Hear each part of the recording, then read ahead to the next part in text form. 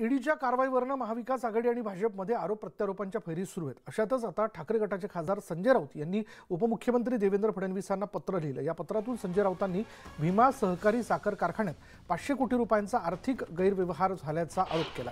तसंच या प्रकरणात शेतकऱ्यांची लूट झाली असून ईडी आणि सीबीआय चौकशीची मागणी देवेंद्र फडणवीसांकडे करण्यात आली। त्यामुळे राहुल कुल अडचणीत येण्याची शक्यता आहे। राहुल कुल यांच्यावर संजय राऊतांविरोधातील हक्कभंग समितीचं प्रमुख पद सोपवण्यात आलं आहे। मात्र आता संजय राऊत यांनी त्यांची चौकशी करणाऱ्या समितीच्या प्रमुखालाच आरोपीच्या पिंजऱ्यात उभं केल्यामुळे राहुल कुल हक्कभंग समितीच्या प्रमुखपदी राहू शकतात का असा प्रश्नही उपस्थित झाला।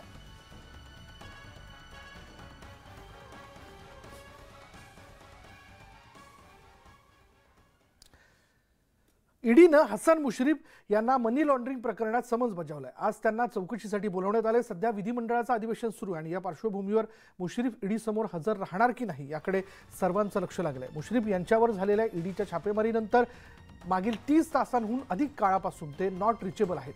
मुश्रीफांऐवजी आज त्यांचे वकील ईडी समोर बाजू मांडणार असल्याची सूत्रांची माहिती आहे। गेल्या 2 महिन्यात हसन मुश्रीफ यांच्यावर तिसऱ्यांदा ईडीची कारवाई झाली आणि यामुळे हसन मुश्रीफ यांच्या अडचणीत वाढ होणार याची शक्यता निर्माण झाली आहे।